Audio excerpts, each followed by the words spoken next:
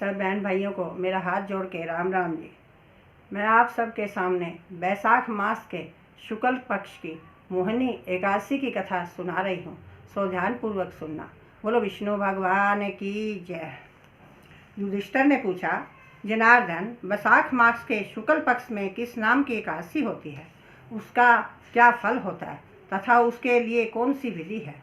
श्री भगवान कृष्ण बोले, महाराज, पूर्व काल में परम बुद्धिमान श्री रामचंद्र जी ने महर्षि वशिष्ठ से यही बात पूछी थी, जिसे आज तुम मुझसे पूछ रहे हो।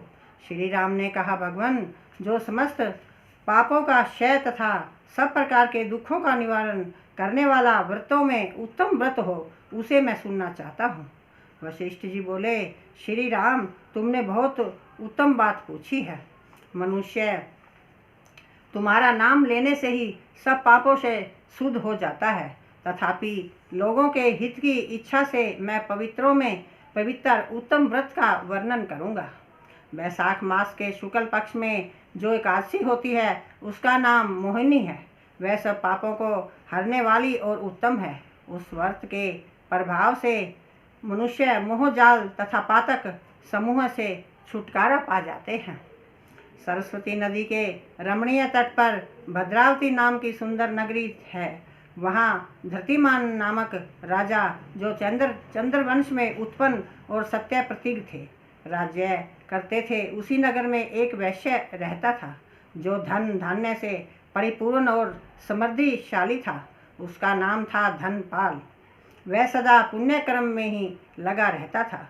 दूसरों के लिए पौंसला, कुआं, मठ, बगीचा, पोखरा, घर बनवाया करता था। भगवान श्री विष्णु की भक्ति में उसका हार्दिक अनुराग था। वह सदा शांत रहता था। उसके 5 पुत्र थे, सुमना, धूतिमान, मेधावी, सुकृत तथा दृष्ट बुद्धि। दृष्ट बुद्धि 5वां था। वह सदा बड़े बड़े पापों में ही संलग्न रहता था। जुए आदि दुर्व्यसनों में उसकी बड़ी आसक्ति थी। वह वेश्याओं से मिलने के लिए लालायित रहता था। उसकी बुद्धि न तो देवताओं के पूजन में लगती थी और न पितरों तथा ब्राह्मणों के सत्कार में। वह दुष्ट आत्मा अन्याय के मार्ग पर चलकर पिता का धन बर्बाद किया करता था। एक दिन वह वेश्या के गले में बाँह डाले चौराहे पर घूमता देखा गया। तब पिता ने उसे घर से निकाल दिया तथा बंधु बांधुओं ने भी उसका परित्याग कर दिया। अब वह दिन रात दुख और शोक में डूबा तथा कष्ट पर कष्ट उठाता हुआ इधर उधर भटकने लगा। एक दिन किसी पुण्य के उदय होने से वह महर्षि कौंडिन्य के आश्रम पर जा पहुंचा। बैसाख का महीना था। तपोधन कौंडिन्य गंगा जी में स्नान करके आए थे।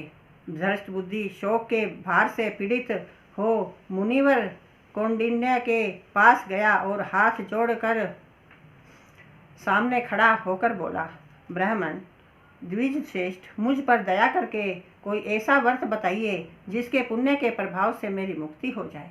कौंडिन्य बोले, बैसाख के शुक्ल पक्ष में मोहिनी नाम से प्रसिद्ध एकादशी का व्रत करो। मोहिनी को उपवास करने पर प्राणियों के अनेक जन्मों के किए हुए मेरु पर्वत जैसे महापाप भी नष्ट हो जाते हैं। वशिष्ठ जी कहते हैं, श्री रामचंद्र मुनि का यह वचन सुनकर दृष्ट बुद्धि का चित्त प्रसन्न हो गया। उसने कौंडिन्य के उपदेश से विधि पूर्वक मोहिनी एकादशी का व्रत किया।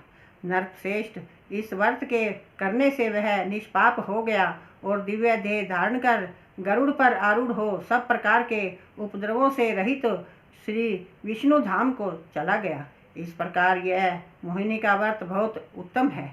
इसके पढ़ने और सुनने से गोदान का फल, शस्त्र गोदान का फल मिलता है। बोलो विष्णु भगवान की जय। बोल एकादशी महात्म की जय। बोल विष्णु भगवान की जय। ओम नमो भगवते वासुदेवाय। ओम नमो भगवते वासुदेवाय। ओम नमो भगवते वासुदेव।